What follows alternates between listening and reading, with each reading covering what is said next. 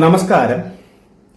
ഞാൻ കഴിഞ്ഞ മെസ്സേജിലൊക്കെ പറഞ്ഞു, ഈ ഭൂമിയിൽ വരുന്ന ആത്മാക്കളിൽ ഒരു 90-95% ആത്മാക്കളും ദൈവത്തിന്റെ പോസിറ്റീവ് ഭാഗങ്ങളിലേക്കാണ് പോകുന്നത്. പോസിറ്റീവ് എന്ന് പറയുമ്പോൾ തന്നെ ഒരുപാട് സെക്ഷൻസ് ഉണ്ട്, ഒരുപാട് തലങ്ങൾ അങ്ങോട്ടുണ്ട്. ഉയർന്ന തലം മുതൽ ഏറ്റവും താഴത്തെ തലം വരെ പോസിറ്റീവിലുണ്ട്.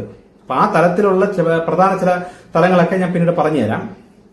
അപ്പൊ ആ തലങ്ങളിലൊക്കെ ആൾക്കാരെ ആവശ്യമുണ്ട്, ആത്മാക്കളെ ആവശ്യമുണ്ട്. എന്നാൽ ഒരു 5-10 ശതമാനം ചില ആത്മാക്കൾ എന്തൊക്കെ ട്രെയിനിങ് വന്നാലും നന്നാകില്ല. കാര്യം എല്ലാ അറിവും കിട്ടിയതിനു ശേഷം, മനസ്സിലാക്കിയതിനു ശേഷവും അവസാനം കിട്ടുന്ന ജന്മങ്ങളിൽ അവർ അവസാനം ദൈവവേലക്കാർ അല്ലെങ്കിൽ ദൈവത്തിന് വേണ്ടി ജോലി ചെയ്യുന്ന ലെവലിൽ ആത്മീയ അറിവുകളും കാര്യങ്ങളൊക്കെ അവർക്ക് കിട്ടും. കാര്യം പല ജന്മങ്ങളുടെ എല്ലാം പഠിച്ചു കഴിഞ്ഞവരാണ്. എന്നിട്ട് അവർ ഭൂമിയിൽ തെറ്റായ രീതിയിൽ ദൈവത്തെ മാനിക്കാതെ, ഈ പഠിച്ചതൊന്നും മാനിക്കാതെ സുഖം അന്വേഷിച്ച് തോന്നിവാസത്തിൽ ജീവിക്കുന്ന, നെറുകേടുകൾ കാണിച്ച് ജീവിക്കുന്ന ഇവരൊക്കെ കൂടുതലും മതപുരോഹിതരൊക്കെ ആയിരിക്കും. ആ ഒരു ലെവലിലേക്ക് നിൽക്കവേ നെഗറ്റീവായി ജീവിക്കുന്ന വ്യക്തികളെയൊക്കെയാണ്, ആ ആത്മാക്കളെയൊക്കെയാണ് ഇനി നന്നാക്കാൻ കഴിയില്ല എന്ന രീതിയിൽ നശിപ്പിച്ച് കളയുന്ന ലെവലിലേക്ക് പോകുന്നത്. അല്ലാതെയുള്ള ആൾക്കാരെയൊക്കെ, ആത്മാക്കളെയൊക്കെ മാക്സിമം ട്രെയിനിങ്ങുകൾ ചെയ്ത് അവരെ നന്നാക്കിയെടുക്കും. ഒരു വിഭാഗം അവർക്ക് എത്ര ട്രെയിനിങ് കിട്ടിയാലും എന്തൊക്കെ കഷ്ടങ്ങൾ, ഈ കഷ്ടങ്ങൾ അനുഭവിക്കുന്നതേ കർമ്മദോഷമാണല്ലോ. പക്ഷെ ഈ അന്ത്യകാലങ്ങളിൽ ഇത്രയും കഷ്ടങ്ങൾ അനുഭവിക്കുമ്പോൾ ഇനിയുള്ള കാലത്ത് ഈ സത്യയുഗം തുടങ്ങുന്നതിന് മുന്നമേ ഉള്ള ആ ഒരു പ്രോസസ്സിൽ മിച്ചം വരുന്ന ആത്മാക്കളിലാണ് ഈ നശിപ്പിച്ച് കളയുന്ന ലെവലിലേക്ക് ചെയ്യുന്നത്. അല്ലാതെ എല്ലാ ജന്മങ്ങളിലും എല്ലാ കാലത്തും അങ്ങനെ ഇല്ല. കാലചക്രത്തിന്റെ ഒരു ഭാഗം പൂർത്തീകരിച്ച് സത്യയുഗം എന്ന രീതിയിൽ വന്ന് ഒന്നേന്ന് കാര്യങ്ങൾ തുടങ്ങി വരുമ്പോഴൊക്കെയാണ്, ഈ കാലഘട്ടത്തൊക്കെയാണ് ഈ നശിപ്പിച്ച് കളയുന്ന ലെവലിലേക്ക് കാര്യങ്ങൾ നടക്കുന്നത്. അപ്പോൾ അങ്ങനെ ചെയ്യുമ്പോൾ കഷ്ടങ്ങൾ ഒരുപാട് ഇക്കൂട്ടർക്ക് വരും. ആത്മീയമേഖല നിൽക്കുമ്പോഴും അല്ലെങ്കിൽ ദൈവികമായി മറ്റുള്ളവരെ ഗുരുസ്ഥാനത്തൊക്കെ നിൽക്കുമ്പോഴൊക്കെ അവർക്ക് ഒരുപാട് കഷ്ടങ്ങൾ വരും. കഷ്ടങ്ങൾ വരുമ്പോൾ ഇവർ അപ്പോഴും അവരുടെ ഭാഗം തിരിച്ചറിയാതെ, അവരുടെ തെറ്റുകൾ മനസ്സിലാക്കാതെ, മനസ്സിലായിട്ടുണ്ട് പക്ഷെ അത് മനസ്സിലാക്കൂല. അതായത് ഈ ചെവി ഉണ്ടായിട്ടും കേൾക്കുന്നില്ല, കണ്ണുണ്ടായിട്ടും കാണുന്നില്ല, പിന്നെ ഈ ഉറക്കം നടിച്ച് കിടക്കുന്നു. ഇപ്പൊ നമുക്ക് ഉറങ്ങിക്കിടക്കുന്ന ഒരാളെ തട്ടി ഉണർത്തിയ അവൻ ചാടി എണീറ്റ് ഉണർന്നു വരും. പക്ഷെ ഉറക്കം നടിച്ച് കിടക്കുന്ന ഒരാളെ നമുക്ക് തട്ടി ഉണർത്താൻ പറ്റുമോ? അതേപോലെ ചില ആത്മാക്കൾ, ചില വ്യക്തികൾ കാര്യങ്ങൾ അറിയാം, എന്നാൽ നന്നാവാൻ താല്പര്യമില്ലാത്ത രീതിയിൽ വരുന്ന കഷ്ടങ്ങൾ വരുമ്പോഴെല്ലാം അവർ ദൈവത്തെ പുറപുറത്തുകൊണ്ടേയിരിക്കും, ചീത്ത വിളിച്ച് മനസ്സുകൊണ്ട് ശപിച്ചുകൊണ്ടേയിരിക്കും. എന്നാലും അവരവരുടെ പ്രവൃത്തി നന്നാക്കില്ല. കാര്യം അവർക്കറിയാം ഇതൊക്കെ കൊണ്ടാണെന്ന് മനസ്സിലായിട്ട് അവരെ തിരിച്ചറിഞ്ഞിട്ടും ആ ദൈവത്തെ ചീത്ത വിളിച്ചുകൊണ്ടിരിക്കും. കാരണം ഞാൻ ദൈവത്തിന് വേണ്ടിയിട്ടാണല്ലോ ഇത്രയും നാളെ ജോലി ചെയ്തത്, ഞാൻ ദൈവത്തിന് വേണ്ടി ആണല്ലോ മനുഷ്യരെ, ആത്മാക്കളെയൊക്കെ ഞാൻ നേടിയല്ലേ, ഒരുപാട് അറിവുകൾ കൊടുത്തില്ലേ, എന്നിട്ട് എനിക്കാണോ ഈ കഷ്ടം? കാരണം ഇവരുടെയൊക്കെ ധാരണ എന്ന് വെച്ചാൽ ഈ ദൈവത്തിന് വേണ്ടി കുറച്ച് ജോലി ചെയ്യുമ്പോൾ പിന്നെ കാണിക്കുന്ന തോന്നിവാസം നെറുകേടൊക്കെ ദൈവം ക്ഷമിക്കും എന്നാണ് ഇവരുടെയും ധാരണ. അപ്പൊ അവർക്കൊക്കെ കഷ്ടങ്ങൾ പെരുകുമ്പോൾ മെയിനായിട്ട് ഈ കഷ്ടങ്ങൾ ഏറ്റവും കൂടുതൽ അനുഭവിക്കേണ്ടി വരുന്നത് ഈ ആത്മീയമേഖലയിൽ നിൽക്കുന്ന ഈ ഗുരുക്കന്മാർക്കും മതപുരോഹിതന്മാർക്കൊക്കെയാണ് കഷ്ടം. കാരണം അവരുടെ മൈന്യൂട്ട് ഫാൾട്ടുകൾ പോലും കർമ്മത്തിന്റെ ഫലം അവർ അനുഭവിക്കേണ്ടി വരും. പക്ഷെ അപ്പോൾ ഒരു 90-95% ഈ മേഖലയിലുള്ളവർ പോലും അവർ പശ്ചാത്തപിച്ച് മനം മാറി അവർ ദൈവത്തോട് ക്ഷമയൊക്കെ പറഞ്ഞാണ് അവരുടെ മരണം. അപ്പൊ ആ ആത്മാക്കളെല്ലാം പോസിറ്റീവിലോട്ട് ഇടുമ്പോൾ, പക്ഷേ ഈ പറഞ്ഞതുപോലെ ഒരു 5-10% ഇത്രയും കഷ്ടം വരുമ്പോൾ പോലും അവർ ദൈവത്തെ ന്യായം പറഞ്ഞും പിറുപിറുത്തും കൊണ്ടിരിക്കും. എന്നാലും അവർ നന്നാകില്ല. അവർക്ക് മരണം വരെ കഷ്ടങ്ങൾ അനുഭവിക്കുകയും മരണസമയം വരെ അവർ നന്നാവാൻ അവരുടെ ഉള്ളിൽ പശ്ചാത്തലം വരാതിരിക്കുകയും ചെയ്യുമ്പോഴാണ് ആ ആത്മാക്കളെ നശിപ്പിച്ച് കളയുന്നത്. ഇനി അതിന് ഉപയോഗമില്ല. അല്ലാതെയുള്ള സാധാ ജനം ആയി നടക്കുന്ന ഭക്തർക്കും അവർക്കൊന്നും അങ്ങനെ ഒരു പ്രക്രിയ ഇല്ല. കാര്യം അവർക്ക് അറിവില്ലാത്തത് കൊണ്ടും ആത്മീയ അനുഭവങ്ങൾ ഇല്ലാത്തത് കൊണ്ടുമാണ് അവർ തെറ്റി പോകുന്നത്. അപ്പൊ അവരെയൊക്കെ പഠിപ്പിച്ചുകൊണ്ടേയിരിക്കും. അപ്പൊ അങ്ങനെ വരുമ്പോ ചിലരുടെ അടുത്ത് ചോദിച്ചിട്ടുണ്ട്, ഇപ്പൊ ഭൂമിയിൽ ഒരുപാട് പണം സമ്പാദിച്ചും ധനികരായിട്ടും ഒക്കെ നിൽക്കുന്ന ഒരുപാട് പേരുണ്ട്. അവർക്ക് ഭക്തരായിട്ടുള്ളവരുണ്ട്, നിരീശ്വരവാദികളുണ്ട്. അപ്പൊ അവരൊക്കെ പല ദുഷ്ടതകളും നെറുകേടുകളൊക്കെ കാണിക്കുന്നു. അപ്പൊ അതിനൊക്കെ എങ്ങനെയാണ് അവരെ നന്നാക്കുന്നത്? അവരുടെ ശിക്ഷകൾ എങ്ങനെയൊക്കെയാണ്? അവരുടെ ആത്മാക്കൾ മരണശേഷം എങ്ങനെയാണ് ഇത് തിരിച്ചറിയുന്നത് എന്നൊക്കെ പറഞ്ഞ് പലരും എന്നെ വിളിച്ച് ചോദിക്കുന്നുണ്ട്. നമ്മൾ നിരീശ്വരവാദികൾ എന്ന് പറഞ്ഞ് നമ്മൾ അവരെ തള്ളിക്കളയരുത്. കാരണം അവർ നിരീശ്വരവാദം ആയി നിൽക്കുന്നതിന്റെ കാരണമേ ഈ മതപുരോഹിതന്മാരും മതത്തിൽപ്പെട്ട് കിടക്കുന്ന ഈ അറിവില്ലാത്ത ആൾക്കാരും കാണിക്കുന്ന ഈ കോപ്രായങ്ങളും പൊട്ടത്തരങ്ങളും കണ്ട് ഇതിൽ നിന്ന് ഒരു യുക്തിബോധം അല്ലെങ്കിൽ ഒരു യുക്തി ഇല്ലല്ലോ എന്ന ബോധമുള്ള വ്യക്തികൾ അവർ യഥാർത്ഥ ദൈവത്തെ തിരിച്ചറിയാതെ നിരീശ്വരവാദത്തിലേക്ക് പോകുന്നതാണ്. പക്ഷെ അവരുടെ മനസ്സിലൊരു തിയറി ഉണ്ട്, പ്രകൃതിയാണ് എല്ലാം, പ്രകൃതിയിൽ ഒരു എനർജി ഉണ്ട്, അതാണ് എല്ലാം. പക്ഷെ അതിനപ്പുറത്തോട്ട് അവർ ദൈവം വിശ്വസിക്കില്ല. കാരണം അവർ ദൈവം എന്ന് കാണുന്നതെല്ലാം ജീവിത കോപ്രായങ്ങളല്ലേ. ഇപ്പൊ എന്നെ പോലെ ഈ പ്രകൃതിയുടെ ശക്തിയാണ് യഥാർത്ഥ ദൈവം, അതിന് രൂപമില്ല, പ്രത്യേകിച്ച് പേരൊന്നുമില്ല എന്ന് പറയുന്ന അപൂർവം ചിലരേ ഉള്ളൂ. പക്ഷെ അവരെയൊന്നും ഇവർ കേൾക്കുന്ന പോലും ഇല്ല. കാര്യം ആത്മീയം പറയുന്ന ഒരാളെന്ന് കേൾക്കുമ്പോഴേ ഇവരവരെങ്ങ് തള്ളിയങ്ങളെ, മറ്റവനെ പോലെ ആയിരിക്കും ഇവനെന്ന് എല്ലാവരും വിചാരിക്കുള്ളൂ. അത് അവരുടെ അറിവില്ലായ്മയില്ല, ഒന്നും പറഞ്ഞിട്ട് കാര്യമില്ല. മരണശേഷം ആ ആത്മാവിന് അത് മറ്റതര ശക്തികൾ അത് ബോധിപ്പിച്ചു കൊടുക്കും. പക്ഷെ ഒരു 90% ഇവർ കാണുന്നതെല്ലാം ഈ മതവട്ടുകളാണ്. അപ്പൊ ഈ വട്ട് കണ്ടാണ് അവർ നിരീശ്വരവാദത്തിൽ നിൽക്കുന്നത്. പക്ഷെ യഥാർത്ഥ തെറ്റ് ചെയ്യുന്ന ദുഷ്ടർ എന്ന് പറയുന്നത് തെറ്റാണെന്നൊക്കെ തിരിച്ചറിഞ്ഞിട്ടും ഈ ഭക്തിയിൽ നിന്ന് ഭൗതിക നേട്ടങ്ങൾ നേടുന്നവരാണ് യഥാർത്ഥ ദുഷ്ടർ. അല്ലാതെ നിരീശ്വരവാദികൾ എന്ന് എന്നോട് ദൈവം പറയുന്നില്ല. അവരുടെ ഉള്ളിൽ ഒരു യുക്തിബോധവും നീതി ന്യായവും ഉള്ള ഒരുപാട് പേരുണ്ട്. പക്ഷെ ഭക്തി ആയിട്ട് നടക്കുന്ന കപടഭക്തരാണ് ശരിക്കും യഥാർത്ഥ ദുഷ്ടർ. അവർ പുറമെ ഭക്തി കാണിക്കുകയും എല്ലാവരും കാണുക അമ്പലത്തിലും പള്ളികളിലും ഒക്കെ പോവുകയും ചെയ്യും. മറുഭാഗത്ത് ഭൗതിക നേട്ടത്തിന് വേണ്ടി താനെയും മ്ലേച്ഛതകളും ദുഷ്ടപ്രവൃത്തികളും അവർ ചെയ്യും. അപ്പൊ അത്തരക്കാരുടെ ആത്മാക്കളെയും ദൈവം പഠിപ്പിക്കും. കാരണം അവർ ദൈവത്തിന്റെ പേരും പറഞ്ഞ് ഉടായിപ്പും തട്ടിപ്പും ചെയ്ത് സാധുക്കളെ ചൂഷണം ചെയ്ത് ജീവിക്കുകയും ദൈവത്തോട് പുറകുറുക്കുകയും പ്രാഗുകയും ചെയ്യുന്ന വ്യക്തികൾ ആ ലെവലിലേക്ക് വന്നിട്ടില്ലല്ലോ. അവർ സാധാ ജനമായി നിൽക്കുകയും ഭക്തരാണ്, സാധാ ഭക്തർ. മുടങ്ങാതെ അമ്പലത്തിലൊക്കെ പോകുന്നത് അവർക്ക് ഉള്ളിലൊരു ഭയം ഉള്ളത് കൊണ്ടാണ് അവർ മുടങ്ങാതെ അമ്പലത്തിലൊക്കെ പോകുന്നത്. രാവിലെ വൈകുന്നേരമൊക്കെ പോകുന്ന ഭക്തർ എനിക്കറിയാം. പക്ഷെ പ്രവൃത്തിയിലൊക്കെ ഭയങ്കര കള്ളത്തരങ്ങളും ഉടായിപ്പൊക്കെയാണ്. അപ്പൊ അത് പേടിച്ച് ദൈവത്തെ കൂടുതൽ പിടിക്കാൻ പോണം എന്നാൽ ഇതങ്ങ് ഒഴിവാക്കാനുള്ള മനസ്സ് വരണില്ല. ഈ ആർത്തി അത്യാഗ്രഹവും കാരണം ഈ കള്ളത്തരങ്ങൾ നിർത്താനുള്ള മനസ്സ് വരുന്നില്ല. പക്ഷെ അതിന് പകരം സേവനങ്ങളൊക്കെ ചെയ്യും. 2 നേരം അമ്പലത്തിലും പള്ളികളിലൊക്കെ മുടങ്ങാതെ പോകും. അവിടെ പോയി വേണമെങ്കിൽ അവിടെയും പൈസ കൊടുക്കും. പക്ഷെ ഈ ദുഷ്ടപ്രവൃത്തികൾ, ഈ നിറകേടുകൾ നിർത്താനുള്ള മനസ്സ് വന്നിട്ടില്ല. അവരെയാണ് ശരിക്കും പറഞ്ഞാൽ പഠിപ്പിച്ച് നന്നാക്കണത്. അത്തരക്കാരെ മക്കൾക്ക് വേണ്ടിയിട്ടാണല്ലോ ഈ നാളത്തേക്ക് വേണ്ടി സമ്പാദിച്ചു കൂട്ടുന്നത്. ഈ സമ്പാദിച്ചു കൂട്ടുന്ന വെപ്രാളത്തിലാണല്ലോ ഈ സഹോദരങ്ങൾ തമ്മിൽ വസ്തു തർക്കം, ആടി ബഹളം, സ്വർണത്തിന്റെ പേരിൽ അടി, പണത്തിന്റെ പേരിൽ ആടി വെട്ട് കുത്ത് ബഹളങ്ങള്, കള്ളം ചതികള്, അനാവശ്യം തെറി വിളിക്കൽ, ഇതൊക്കെ നടക്കുന്നതല്ല ഈ ആർത്തിയുടെ പുറത്താണ് ഈ സംഭവങ്ങൾ നടക്കുന്നത്. ഒരു വശം മെയിനായിട്ട് മനുഷ്യർ തെറ്റുന്നത് പണത്തോടുള്ള അല്ലെങ്കിൽ ഭൗതിക ഈ വിധത്തിലുള്ള ആർത്തിയും കാമവും. ഈ 2 കാര്യത്തിലാണ് ശരിക്കും മനുഷ്യര് തെറ്റുന്നത്. ഇത് രണ്ടല്ല, വേറെ പ്രത്യേകിച്ചൊന്നുമില്ല, അടിസ്ഥാനമല്ല, ഇത് രണ്ടുമാണ്, പണവും പെണ്ണും. അപ്പൊ ഇത് രണ്ടിനും വേണ്ടിയിട്ടാണ് ഇവർ ഈ ആർത്തിത്രയും കാണിക്കുന്നത്. ഈ തെറ്റത്രയും പറ്റിപ്പോണത്രയും ഈ 2 മേഖലയിലാണ്. അപ്പൊ അതിനായിട്ടുള്ള രീതിയിൽ തന്നെ അവർക്ക് ശിക്ഷകൾ വരും. ഇപ്പം പണം സമ്പാദിക്കാൻ വേണ്ടി കാണിക്കുന്ന കൊള്ളത്തരങ്ങളും, ജോലിയിൽ കള്ളത്തരങ്ങള്, തട്ടിപ്പ്, വെട്ടിപ്പ്, ക്രൂര പ്രവൃത്തികൾ, വസ്തു വെട്ടിപ്പിടിക്കുക, ഇങ്ങനെയൊക്കെ പല ഇതിൽ ചെയ്യുമ്പോൾ ഇവർ മരിക്കുമ്പോൾ ഇതൊന്നും കൊണ്ടുപോകുന്നില്ല. ഇത് എവർക്കും അറിയാം. പക്ഷെ ആ ആർത്തി എന്ന് പറയുന്ന സാധനം മരണം വരെ കിടക്കും. ചില മരിക്കണേന് തൊട്ട് മുമ്പ് വരെ വേണമെങ്കിൽ എന്തെങ്കിലും ഒരു കടുങ്കയെങ്കിലും അപ്പോഴും കിടന്ന കിടപ്പിൽ വേണമെങ്കിലും ചെയ്യുമാര്. കാരണം അത്രയും ആർത്തി മനസ്സിൽ കിടപ്പുണ്ട്. പക്ഷെ എന്തുകൊണ്ടാണ് അങ്ങനെ കിടക്കുന്നത് പറഞ്ഞാൽ ആത്മീയ അറിവ് കുറെ ശകലം പോലും ഇല്ലാത്തതുകൊണ്ടാണ്.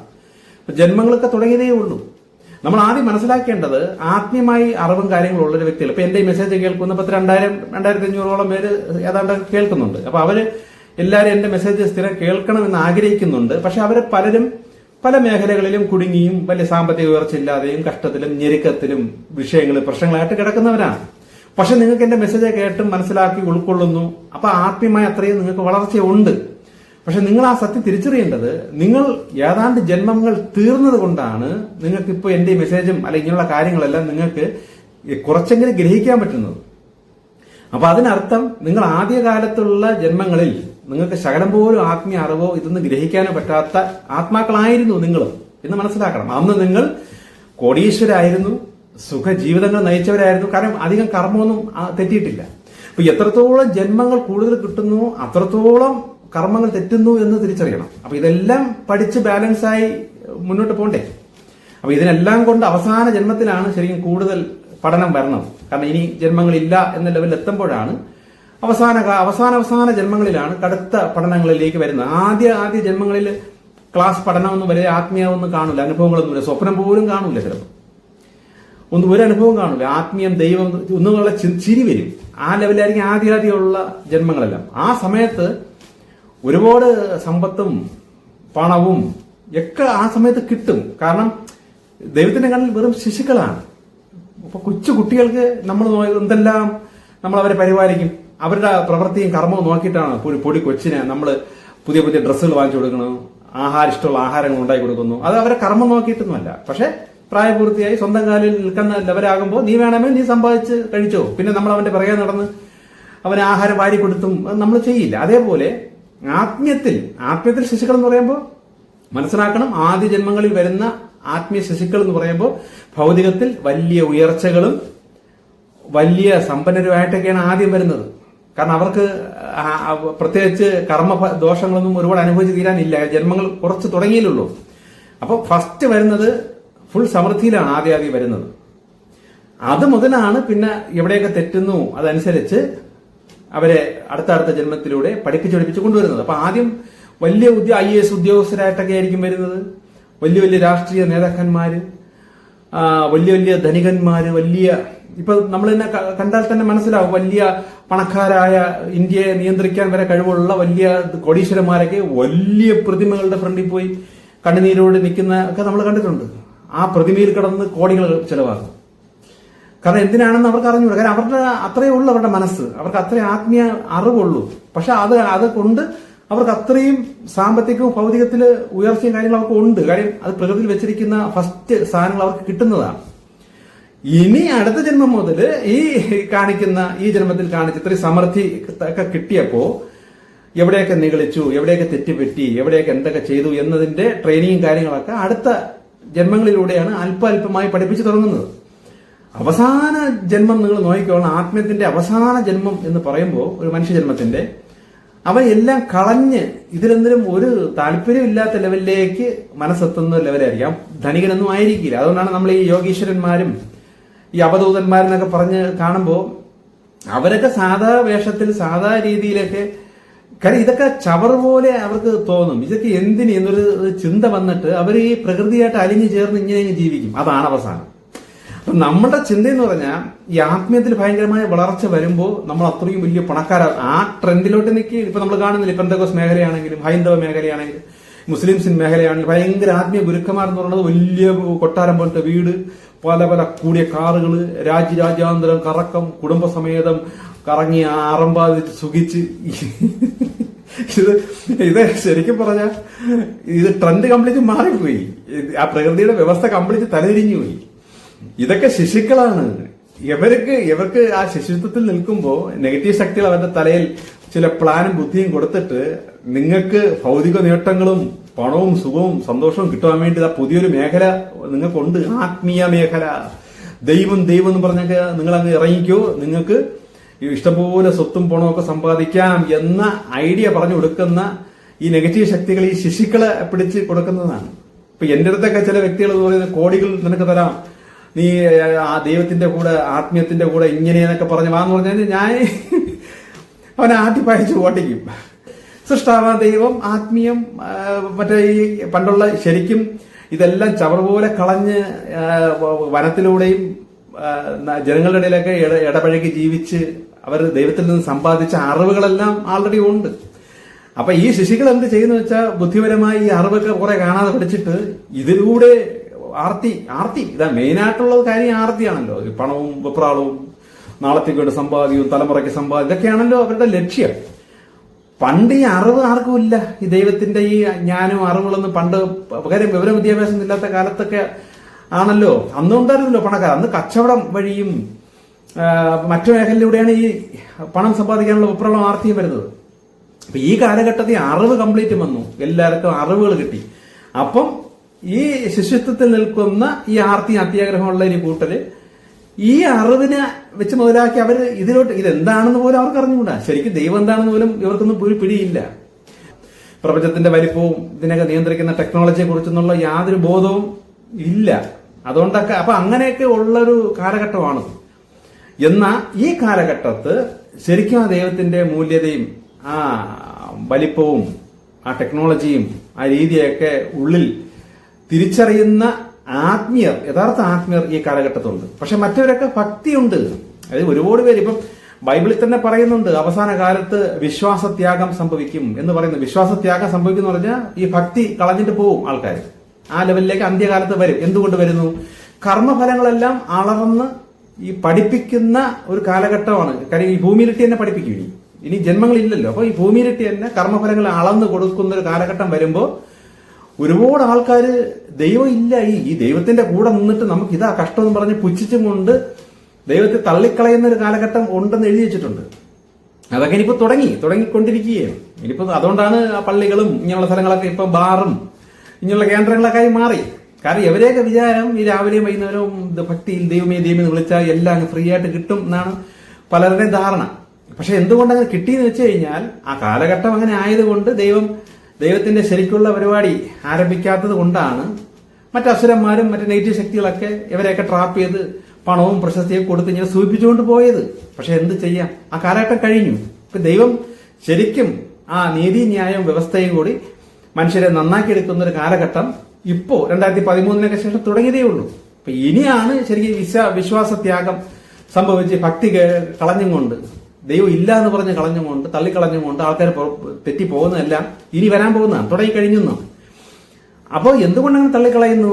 കർമ്മഫലങ്ങൾ കറക്റ്റ് അളന്ന് കിട്ടാൻ തുടങ്ങും. ഇപ്പൊ ഒരുപാട് പണം സമ്പാദിക്കുന്നു, ബിസിനസ്സിലൂടെ സമ്പാദിക്കുന്നു, കൊള്ള നടത്തുന്നു, കൊല നടത്തുന്നു, പിന്നെ സ്വർഗം കിട്ടാൻ വേണ്ടി കുരുതികൾ ചെയ്യുന്നു, വലിയ വലിയ പണക്കാരനാവാൻ വേണ്ടി ആത്മീയത്തിലേക്ക് ഇറങ്ങുന്നു. അത് കേൾക്കുമ്പോഴാണ് എനിക്ക് ചിരി വരണം. പണം സമ്പാദിക്കാനും ആർത്തിയോടുകൂടി ജീവിക്കാൻ വേണ്ടി ആത്മീയത്തിലേക്ക് ഇറങ്ങുന്നു. ആത്മീയ ട്രെയിനിങ്, ധ്യാന കേന്ദ്രങ്ങൾ എന്തിനാണ്? പണം സമ്പാദിക്കാൻ, കോടീശ്വരനായ.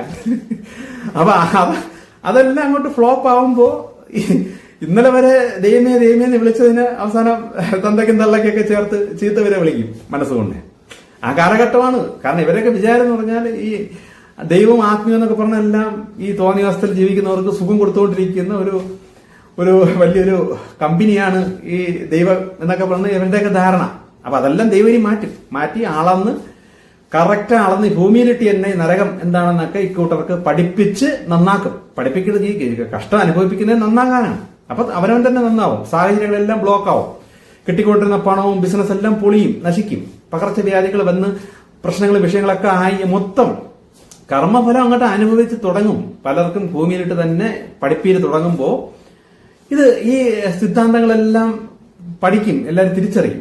അപ്പോഴാണ് ഈ ഗ്രന്ഥങ്ങളെല്ലാം തുറക്കപ്പെടുന്നത്. അതുവരെ ഗ്രന്ഥമൊന്നും ആരും തുറക്കൂല. എല്ലാം രാവിലെ ചടങ്ങ് പോലെയാ, പള്ളിയിൽ പോകണം, ശരി പള്ളിയിൽ പോയി, അവിടെ ഇരുന്ന് ഉറങ്ങും, ഇരുന്ന് തൂങ്ങും. പള്ളിയിൽ അച്ഛന് കൊടുക്കാനുള്ള അല്ലെങ്കിൽ പുരോഹിതന് കൊടുക്കാനുള്ള എന്തെങ്കിലും കൊടുക്കും, അമ്പലത്തിന് കൊടുക്കാനുള്ള തേങ്ങ അത് കൊടുക്കും. പ്രവൃത്തി എന്നൊരു വിഷയമില്ല. ഗ്രന്ഥങ്ങളിൽ ദൈവത്തെക്കുറിച്ച് മനുഷ്യന്റെ വ്യവസ്ഥകൾ എന്താണ് ഇതൊക്കെ എഴുതി വെച്ചതൊന്നും ആരും മൈൻഡ് ഒന്നും ചെയ്യില്ല. ബൈബിൾ പോലും ഖുറാൻ അറിഞ്ഞൂടാത്ത മുസ്ലിംസുകളുണ്ട്, ബൈബിൾ അറിഞ്ഞൂടാത്ത ക്രിസ്ത്യാനികളുണ്ട്, ഹിന്ദുക്കളും അങ്ങനെയാണ്. ഇതൊന്നും അറിഞ്ഞൂടാത്തവരുണ്ട്. പക്ഷെ അന്ത്യകാലത്ത് ഇതെല്ലാം തന്നെ തുറന്ന് പഠിക്കാൻ തുടങ്ങും. ബുക്ക് തുറന്ന് വായിക്കണമെന്നില്ല, അറിവുള്ളവരിൽ നിന്ന് ഗ്രഹിക്കാൻ തുടങ്ങും. കാരണം എന്തുകൊണ്ട്? സുഖം പോകുന്നു. നമ്മൾ ഇത്ര നാളത്തെ പോലത്തെ ആ സുഖം ഇപ്പൊ അങ്ങോട്ട് കിട്ടുന്നില്ല. എന്തുകൊണ്ട് കിട്ടുന്നില്ല? അതാണ് ഞാൻ ഈ പറഞ്ഞു വരുന്നത്. അപ്പൊ ഈ ദുഷ്ടപ്രവൃത്തി ചെയ്തു കിടക്കുന്ന അനേകർ ഇക്കാലത്ത് ഭയങ്കര സന്തോഷത്തിൽ പോകുന്നവരെല്ലാരും വീഴും. മരണശേഷമുള്ള ശിക്ഷയും കാര്യങ്ങളും അത് രണ്ടാം ഭാഗം പോട്ട്, അത് നമുക്ക് പിന്നെ പറയാം. ഇപ്പൊ ഭൂമിയിൽ തന്നെ അവരെ കംപ്ലീറ്റ് ബ്ലോക്ക് വരും. അവർ സാമ്പത്തികവും ജോലി കാര്യങ്ങളും എല്ലാം ബ്ലോക്ക് ആവും. അത് ആത്മഹത്യ നിൽക്കുന്നവർക്കും ബ്ലോക്ക് ആവും. ഇങ്ങനെ നെഗറ്റീവായിട്ട് നിൽക്കുന്ന അവരെ ആ നെഗറ്റീവ് ശക്തിയിൽ ആശ്രയിച്ച് നിൽക്കുന്നവർക്കും ബ്ലോക്ക് ആവും. കാര്യം ഈ ദൈവം സൃഷ്ടാവൻ ദൈവം ഇപ്പൊ ഈ നെഗറ്റീവ് ശക്തികളെല്ലാം പൂട്ടി തുടങ്ങി. ദേവാസുര യുദ്ധം അത് പണ്ടുകൊണ്ട് ഇപ്പം ദേവന്മാർ ജയിച്ചു തുടങ്ങി. അപ്പൊ അസുരന്മാരെല്ലാം പൂട്ടുമ്പോ ഈ നെറുകേടും തോന്നിയാസവും കാണിച്ച് സുഖം കിട്ടിക്കൊണ്ടിരുന്നതെല്ലാം ഈ അസുരന്മാരുടെ കയ്യിൽ നിന്നാണ് സുഖം വാങ്ങിച്ച്, അല്ലെങ്കിൽ ഈ പൈശാചിക ശക്തികളുടെ കയ്യിൽ നിന്നാണ് സുഖം വാങ്ങിച്ച് പലരും ഇവിടെ സുഖിച്ച് ജീവിച്ചുകൊണ്ടിരുന്നത്. ഇതിനൊക്കെ അങ്ങോട്ട് ബ്ലോക്ക് ചെയ്യും. ബ്ലോക്ക് ചെയ്യുമ്പോൾ ഇവർക്ക് ബാലൻസ് തെറ്റും, ഇവരുടെ സുഖങ്ങളെല്ലാം പോകും. ഇങ്ങനെയാണ് ദൈവം അന്ത്യകാലത്ത് ഈ പ്ലാനുകൾ കർമ്മഫലം അനുഭവിപ്പിച്ച് കൊടുക്കുന്നതെന്ന് വെച്ചാൽ ഈ സുഖം അങ്ങോട്ട് നിർത്തലാക്കും. അങ്ങനെ വരുമ്പോൾ ഈ ദുഷ്ടപ്രവൃത്തി ചെയ്യുന്നവരെല്ലാം താനെ നന്നാവാൻ തുടങ്ങും. കാരണം നന്നായേ പറ്റൂ. കാരണം തോന്നിയ അവസ്ഥയിലുള്ള കാര്യത്തിലൂടെ ഇനി പറ്റൂല. അപ്പൊ ആ സമയത്ത് നന്നാകാൻ വേണ്ടിയിട്ടാണ് ഈ അറിവുകൾ ഇങ്ങനെ കൊടുക്കുന്നത്. ആത്മീയ ആൾക്കാരിലൂടെ അറിവ് കൊടുക്കുന്നത്. ഈ ആത്മീയ ആൾക്കാർക്കും കർമ്മഫലമുണ്ട്. അവർ ഈ അറിവ് കൊടുക്കുന്നില്ല, അവർ പഠിച്ചു വെച്ച് പണത്തിന് വേണ്ടിയിട്ടാണെങ്കിലും അവരും ബിസിനസ് അറിവ് കൊടുക്കുകയല്ലേ. അപ്പൊ അവരെ വിചാരം യൂട്യൂബിലൂടെ അതിലൂടെയൊക്കെ ഇതൊക്കെ കൊടുത്ത് ഒരുപാട് ആൾക്കാർ വരുന്നു, കൺസൾട്ടേഷൻ ഫീസ് ഒറ്റ കോളിന് 3000 രൂപ, ജസ്റ്റ് ഒരു വാക്ക് സംസാരിക്കണതിന് 1000 രൂപ, ഇങ്ങനെയൊക്കെ അവർ നോക്കുമ്പോൾ മാക്സിമം പണം സമ്പാദിക്കാൻ ആർത്തി ഇത് കിടക്കുകയാണ്. അപ്പൊ അത് ഒരു സൈഡിൽ നടപ്പുണ്ടെങ്കിലും മറു സൈഡിലൂടെ ഈ ബിസിനസ് നടത്താൻ വേണ്ടി ഇവർ അറിവ് സമ്പാദിക്കുന്നുണ്ട്. ഇവരാരും ഇത് പാലിക്കുന്നില്ല, ഈ അറിവിലൂടെ ഒന്നും ഇവർ ജീവിക്കുന്നില്ല. പക്ഷെ ഇവർ ഈ ആൾക്കാരുടെ അടുത്തൊക്കെ ഈ അറിവങ്ങ് തള്ളി വിട്ട് പഠിപ്പിക്കുകയാണ്. യൂട്യൂബിലൂടെയൊക്കെ ഭയങ്കര അറിവുകൾ കൊടുത്തോണ്ടിരിക്കുകയാണ്. പക്ഷെ ഇവരാരും ഇത് പാലിക്കുന്നില്ല. കാരണം അവർക്ക് കുഴപ്പം സുഖം പണം ഇത് കിട്ടുകയല്ലേ, ഭൗതിക സുഖങ്ങൾ കിട്ടിക്കൊണ്ടിരിക്കുകയാണ്. അപ്പൊ ഇത് കിട്ടണമെങ്കിൽ കൂടുതൽ അറിവുകൾ ജനങ്ങൾക്ക് കൊടുക്കണ്ടേ? അപ്പൊ അതുവേണ്ടി പിന്നെ അറിവുകൾ അവർ കുത്തിയിരുന്ന് കണ്ടുപിടിച്ച് സാധാ ജനങ്ങൾക്ക് അവർ അറിവ് കൊടുത്തുകൊണ്ടിരിപ്പുണ്ട്.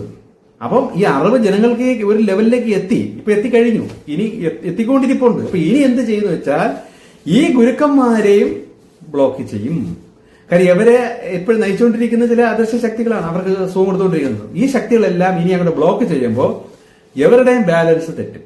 അപ്പൊ ഇവരും എന്ത് ചെയ്യും? ഈ പഠിച്ച് ജനങ്ങൾക്ക് വേണ്ടി പബ്ലിക്കായിട്ട് പറയാൻ വേണ്ടി അറിവ് കുറെ പഠിച്ചു വെച്ചിട്ടുണ്ടല്ലോ, ഇനി അവരും ഓരോ അറിവ് അവരും പാലിച്ചു തുടങ്ങും. അപ്പോഴ് ഈ പുറമേ ഉള്ള ചടങ്ങ്, ഭക്തിയും പ്രാർത്ഥനയും പൂജയും മന്ത്രം പരിപാടി ഇതെല്ലാം ഈ ചടങ്ങ് പോലെ ചെയ്തുകൊണ്ടിരുന്നതെല്ലാം ഇനി അതിന്റെ സത്യാവസ്ഥ മനസ്സിലാക്കിയിട്ട് കണ്ണുനീരോടുകൂടി ഉള്ളിൽ തട്ടി ദൈവത്തോട് ഇതിന് ചെയ്തു തുടങ്ങുമ്പോൾ അവരും നന്നായി തുടങ്ങും. അപ്പൊ ദൈവം കാണുന്ന ദുഷ്ടർ എന്ന് പറയുന്നത് അറിവുകൾ കിട്ടിയിട്ടും തോന്നിവാസത്തിലും തെറ്റായിട്ട് ജീവിക്കുന്നവരാണ് ശരിക്കും ആ ദുഷ്ടപ്രവൃത്തി ചെയ്യുന്നത്. ഇപ്പൊ ആർത്തി അത്യാഗ്രഹത്തിന് വേണ്ടി സാധുക്കളെ പറ്റിക്കരുത് എന്ന തിയറി അവർക്ക് അറിഞ്ഞുകൂടെന്നാണ് വിചാരം. എല്ലാവർക്കും അറിയാം. പക്ഷെ ഈ ആർത്തി എന്ന് പറയുന്ന സാധനം കിടക്കുന്നത് കാരണം ചെയ്തു പോകണമെന്നാണ്. അപ്പൊ അവർക്ക് അതിൻ്റെതായ കർമ്മഫലങ്ങൾ അളന്ന് കിട്ടുന്നു. അപ്പോൾ 1 ലക്ഷം രൂപ കിട്ടുമ്പോൾ 2 ലക്ഷമായിട്ട് ആശുപത്രിയിലും അവിടെ കൊണ്ട് കളയേണ്ടി വരും. പിന്നെ 10 ലക്ഷം രൂപ കിട്ടുമ്പോൾ അതിൽ നിന്ന് ഒരു വക കഴിക്കാൻ പോലും പറ്റാത്ത ലെവലിൽ BP, കൊളസ്ട്രോള് മുതലായ മാരക രോഗങ്ങൾ പിടിച്ച് പണം ഉണ്ടോ എന്ന് വെച്ചാൽ പണമുണ്ട്, എന്തെങ്കിലും തിന്നാൻ പറ്റുമെന്ന് വെച്ച് കഴിഞ്ഞാൽ പറ്റില്ല. അപ്പൊ ആ ലെവലിൽ പഠിപ്പിക്കും. അപ്പൊ അവിടെ കിടന്നുകൊണ്ട് നിരാശയടിച്ച് ഇങ്ങനെ പലതും പഠിക്കും, എല്ലാ മേഖലയും.